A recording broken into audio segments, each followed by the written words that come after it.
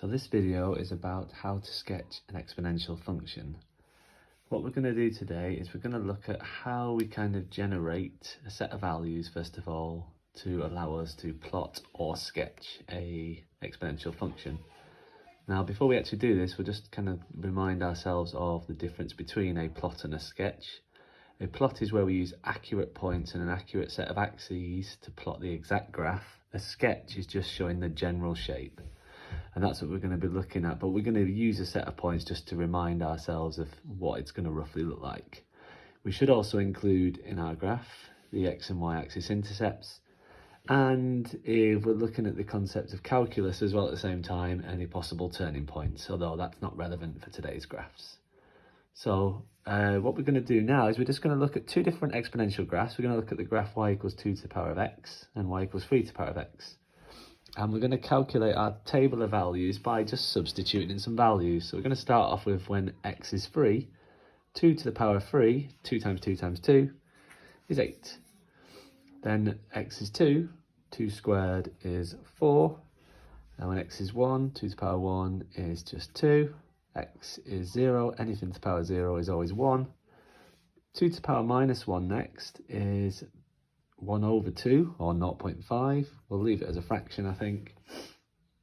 And 2 to the power minus 2 is a quarter, or 0.25. And 2 to the power minus 3 is an eighth. So what you can see is a general trend that as the x values are getting smaller, the values are getting closer and closer to 0 because the denominator of the fraction is getting bigger. So you'd have 1 over 16, 1 over 32, and so on and so forth. And when the x values are getting bigger, again, we've got this increasing situation where we're doubling each time. So 16, 32, 64, and so on. So what that means graphically is that our graph is going to cross at 1. It's going to go up and gradually increase.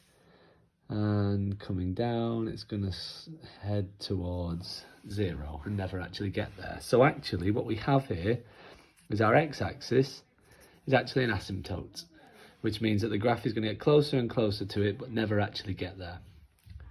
Right, if we look at the graph of 3 to the power of x and kind of compare the two, let's just substitute our values in first of all. So 3 to the power of 3, 3 times 3 times 3, 27.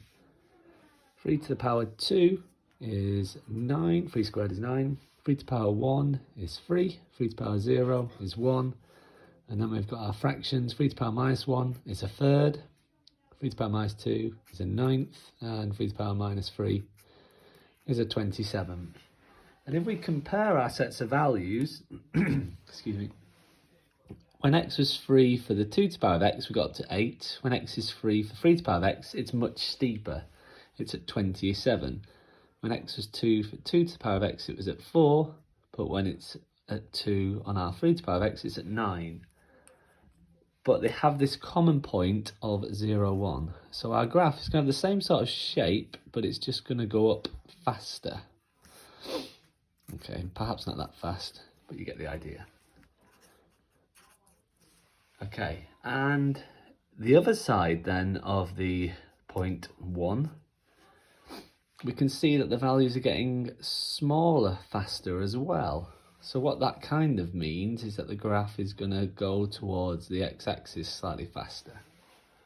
It's still the same general uprising curve, only this time you'll see that it's going to rise faster after 0 for x, and it's going to fall faster when we're looking at negative values of x.